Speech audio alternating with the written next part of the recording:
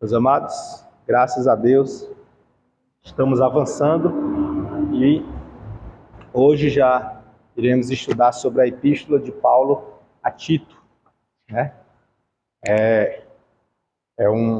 Uma pessoa pouco falada nos púlpitos, mas se fala do Antigo Testamento e no Novo Testamento muito se fala dos Evangelhos, né?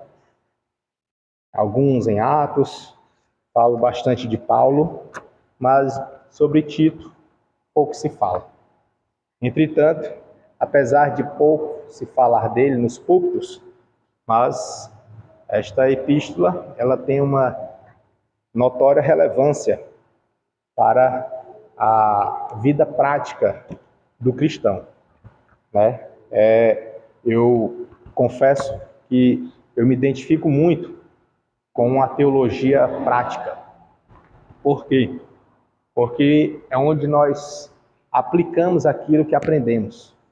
É onde a gente consegue demonstrar para as pessoas a autenticidade do que é ser cristão. E ser cristão não é apenas viver teorias, viver falácias, viver interiormente, somente no seu intelecto ou no seu coração. Ser cristão é transparecer, é demonstrar, é viver, é de fato praticar aquilo que você ouve e aquilo que você de fato aprendeu. Então isso demonstra o caráter e a autenticidade do cristianismo, quando a gente propaga não só por palavras, mas também por obras. E essa epístola, a epístola de Paulo a Tito, ela vai exatamente exigir esta prática, a praxis, a evidência daquilo que se fala, né? A vivência daquilo que se prega. Então, de fato, demonstrar para as pessoas, na prática, o que é ser cristão. É muito relevante. Eu confesso que eu me dedico muito e reforçando a leitura, os estudos para trazer nesta aula, eu me identifiquei mais ainda. A gente acaba que voltando, né? É igual quando a gente está lendo a Bíblia novamente, né? A gente lê a Bíblia, aí de repente quando volta a ler de novo, você vai se deparando com textos que você, rapaz, olha isso aqui, eu não tinha notado, não tinha prestado atenção, e aí você vai edificado de novo. Aí na terceira vez que você volta lá para ler, você mais uma vez passa lá e é edificado outra vez. Então assim, sempre tem, né? É uma fonte inesgotável. Então o pastor Gesiel Gomes, ele disse que o pai dele, que era pastor, tinha lido a Bíblia mais de 260 vezes. E todas elas ele tinha algo novo a falar. Todas elas ele tinha algo... Ele, opa, olha isso aqui, olha isso, olha aqui. É incrível, né? A gente vê assim que eu, pelo menos, estou muito longe.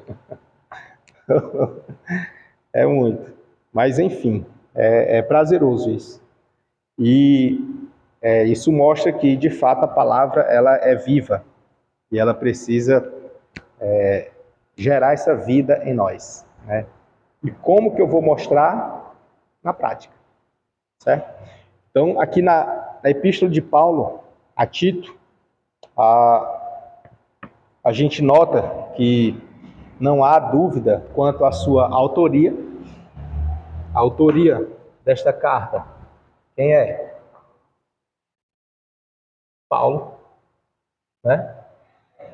Paulo. E quanto à data, a sua data ela gira em torno daquele período da sua última prisão, já em Roma. Aquele período onde ele estava já encarcerado e escrevendo ali suas últimas palavras, né? A gente viu na aula passada sobre a última carta, a última epístola, o último escrito, o último registro de Paulo. As últimas palavras registradas, porque pelo menos o que se tem canonizado 2 Timóteo como sendo a última, fechamento. Pode ser que tenha, sempre aparece, né, alguma outra, alguém dizendo que achou esse, mas enfim, o que se tem é 2 Timóteo. E ali a gente nota que foram as suas últimas palavras. E aqui com Tito não é diferente, porque são contemporâneas, do mesmo período. Então, posso assim dizer que ela faz parte do escopo das últimas palavras ou instruções do apóstolo Paulo, o apóstolo dos gentios.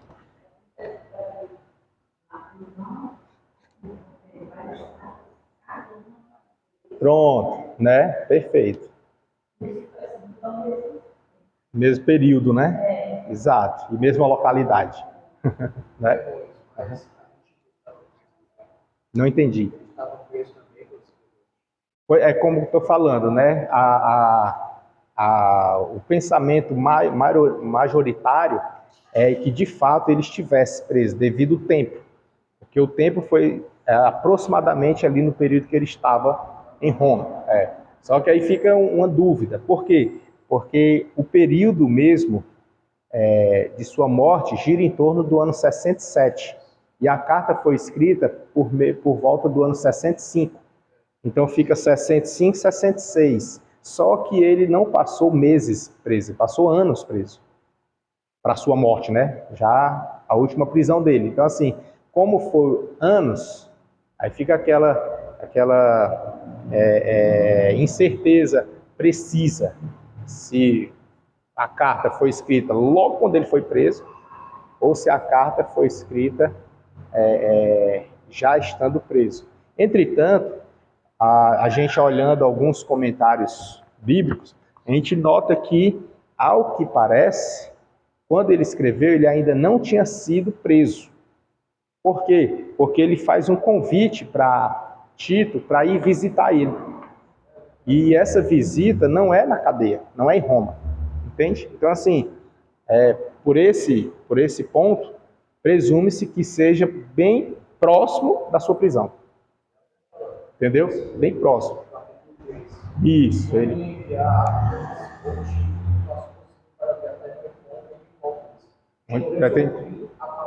O inverno, perfeito. Então vai ter essa. Exato.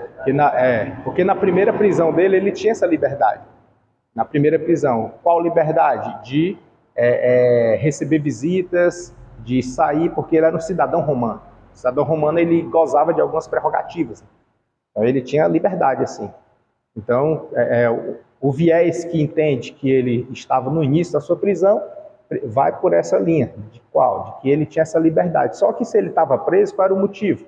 Não era por pregar evangelho? Então, como que ele iria ter essa liberdade de pregar evangelho estando preso? Então, assim, fica um pouco que duvidoso, né?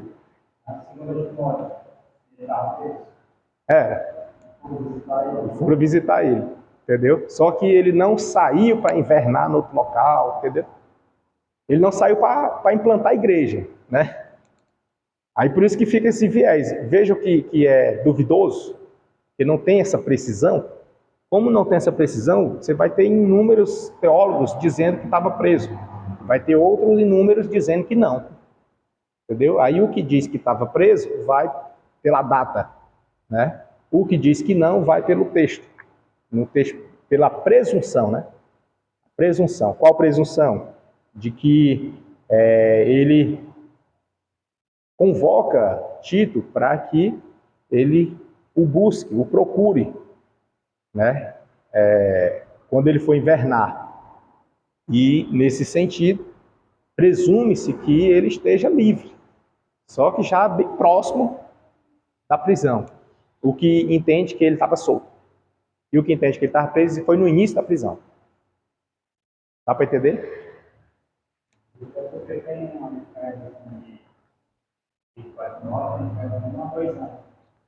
Tem essa diferença da escrita, né? Isso, da escrita. Aí a gente nota que Timóteo, ele até esteve visitando ele na prisão. Já Tito a gente não nota, né? Que ele esteve visitando na prisão. Então assim, fica esses pontos para que a gente possa trabalhar. Isso quanto à data, né? A data 65, 66, depois de Cristo, obviamente. E quanto ao tema, vou botar aqui a data, 65/66, depois de Cristo. Quanto ao tema, no nosso material ele vai trazer alguns temas peculiares, inclusive. E aí,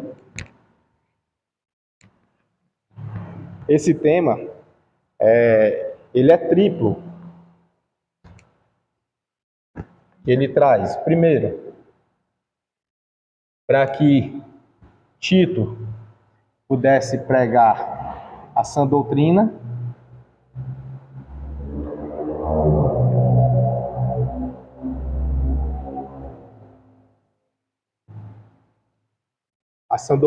e as boas obras. Vejamos que as obras entram aqui, né?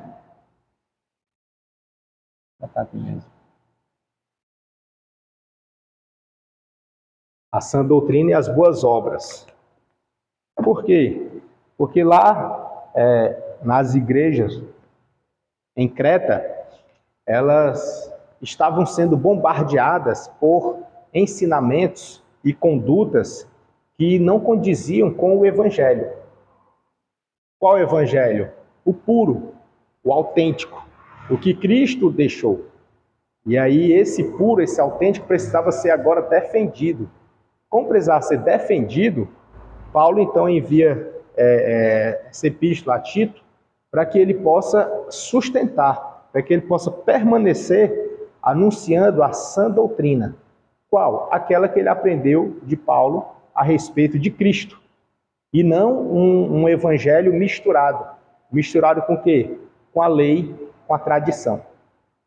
Então, assim, a pureza, ou esta santidade do evangelho, estava entrelaçado frente contra o judaísmo.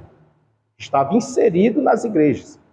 Muitos judaizantes, eles estavam tentando deturpar a pureza do evangelho de quem? De Cristo. A essência que é Cristo. E estavam querendo mesclar com o judaísmo. Então, por essa mistura, Paulo orienta que Tito pregue a sã doutrina.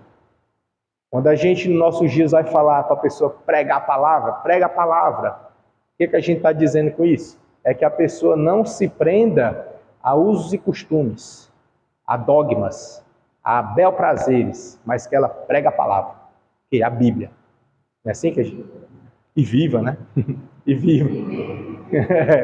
Verdade, bem lembrado, né? E viva. Exato. Tito... Rapaz, era triste. Não viviam. Não tinha propriedade, né? Para falar, para exigir. Não tinha. E até mesmo entrava no descrédito facilmente. E como que as pessoas iam aceitar o evangelho que estava sendo pregado se quem estava pregando não vivia?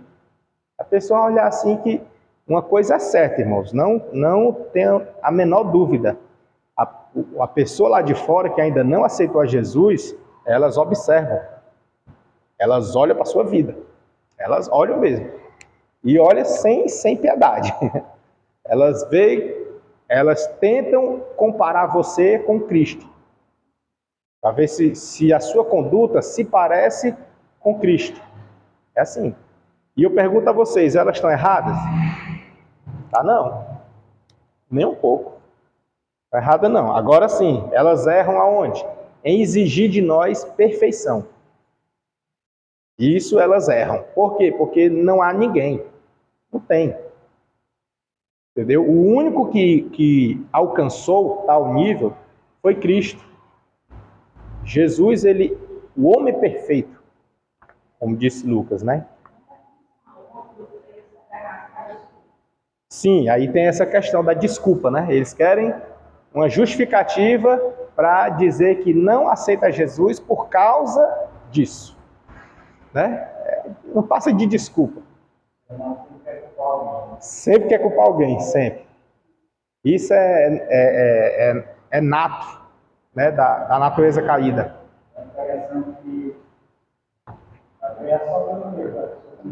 Pronto.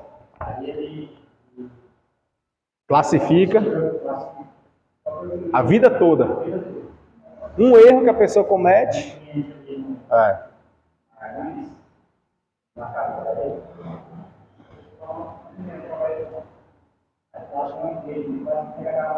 Ah.